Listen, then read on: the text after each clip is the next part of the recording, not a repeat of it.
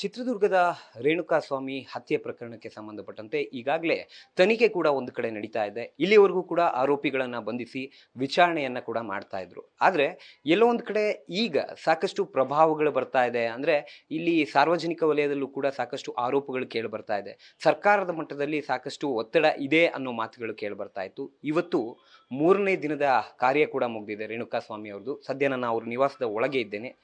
Complete ಒಂದು ವೀರಶೈವ ಸಮುದಾಯದ ಅಡಿಯಲ್ಲಿ ಎಲ್ಲ ರೀತಿಯ ಒಂದು ವಿಧಿವಿಧಾನವನ್ನು ಕೂಡ ಮಾಡಿ ಮೂರನೇ ದಿನದ ಕಾರ್ಯವನ್ನು ಕೂಡ ಮಾಡಿದ್ದಾರೆ.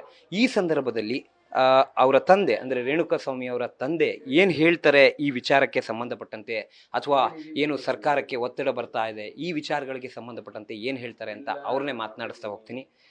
ಸರ್, ಈಗ ತನಿಖೆ ನಡೀತಾ ಇದೆ, ಆರೋಪಿನ ಅರೆಸ್ಟ್ ಮಾಡಿದ್ದಾರೆ.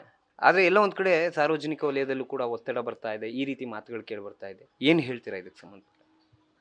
ಸಾರ್ವಜನಿಕರು ನನಗೇನು ಸಹಕಾರ ಕೊಡ್ತಿದ್ದಾರೆ ಅವ್ರಿಗೆಲ್ಲ ನಾನು ಧನ್ಯವಾದ ಹೇಳ್ತೀನಿ, ನಮಸ್ಕಾರ ಹೇಳ್ತೀನಿ.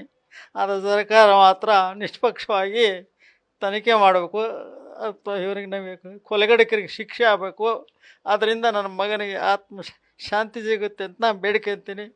ಎಲ್ಲರೂ ಕೂಡ ನ್ಯಾಯಯುತವಾಗಿ ಇದಕ್ಕೆ ಸಹಕರಿಸಬೇಕು ಅಂತ ನಾನು ಕೇಳ್ಕೊತೀನಿ ಸರ್. ಹೆಚ್ಚಿನ ಮಾತಾಡೋಕ್ಕಾಗಲ್ಲ, ದಯಮಾಡಿ ನ್ಯಾಯಯುತವಾಗಿ ಮಾಡಬೇಕು. ಯಾವ ಪಕ್ಷ ಪಂಗಡ ನಮಗೇನು ಬೇಕಾಗಿಲ್ಲ, ಯಾರು ಏನಿಲ್ಲ. ನನ್ನ ಮಗನಿಗೆ ಆತ್ಮಕ್ಕೆ ಶಾಂತಿ ಸಿಗಬೇಕು, ತಪ್ಪಿತಸ್ಥರಿಗೆ ಶಿಕ್ಷೆ ಆಗಬೇಕು. ತನಿಖೆ ಮಾತ್ರ ನಿಷ್ಪಕ್ಷವಾಗಿ ನಡೀಬೇಕಂತ ಕೇಳ್ತೀನಿ. ಇದರಲ್ಲಿ ಸರ್ಕಾರ ಯಾವ್ದಾರು ಹೈಕೋರ್ಟ್ ನಿವೃತ್ತ ನ್ಯಾಯಾಲಯ ಇರೋವ್ರ ಮುಖಾಂತರನೋ CBI ಮುಖಾಂತರನೋ ಆದರೆ ನಮಗೆ ಹೆಚ್ಚು ನ್ಯಾಯ ಸಿಗುತ್ತೆ ಅಂತ ಸರ್ಕಾರ ಬಗ್ಗೆ ನಂಬಿಕೆ ಇದ್ದರೂ ಕೂಡ ಎಲ್ಲಾದರೂ ಏನಾದರೂ ತೊಂದರೆ ಆಗುತ್ತೆ ಅನ್ನೋದು ಭಯ ಇದೆ.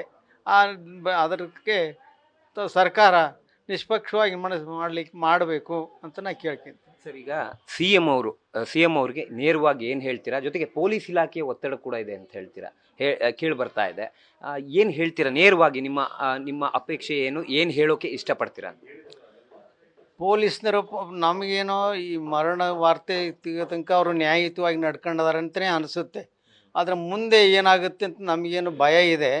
ಆದರೆ ಅವರಲ್ಲಿ ಕೂಡ ನಾವು ಕೇಳ್ಕೊಳ್ಳೋದಿಷ್ಟೇ, ನೀವು ಪೊಲೀಸರಾಗಿರ್ಬೋದು, ಯಾರೇ ಅಧಿಕಾರಿ ಆಗಿರ್ಬೋದು, ತಮ್ಮ ಮಗನಾದರೆ ಯಾವ ರೀತಿ ಮಾಡ್ತಿದ್ದೀರಿ ಆ ರೀತಿ ನಮಗೆ ಸಹಕಾರ ಕೊಡಿ ಅಂತ ನಾನು ಕೇಳ್ತೀನಿ. ಅದಕ್ಕೆ ನಿಷ್ಪಕ್ಷವಾಗಿ ಮಾಡಿಕೊಡಿ.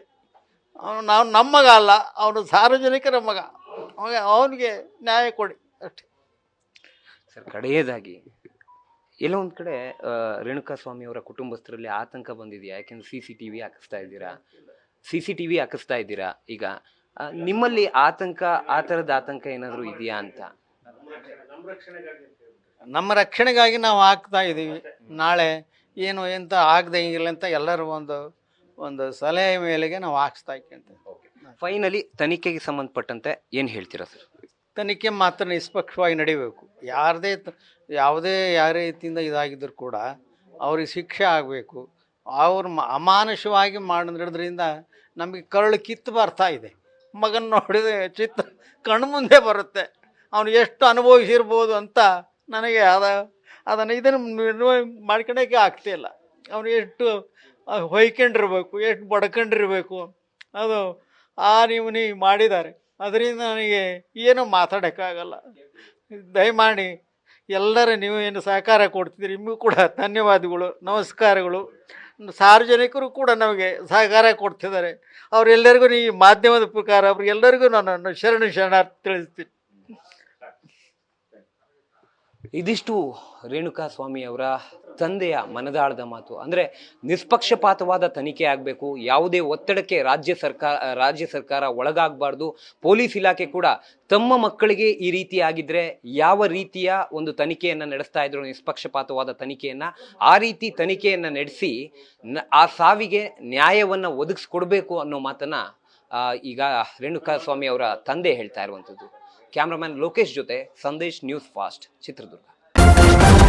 ನ್ಯೂಸ್ ಫಸ್ಟ್, ನಿರ್ಭೀತಿಯಿಂದ ನಿಮ್ಮ ಪರವಾಗಿ.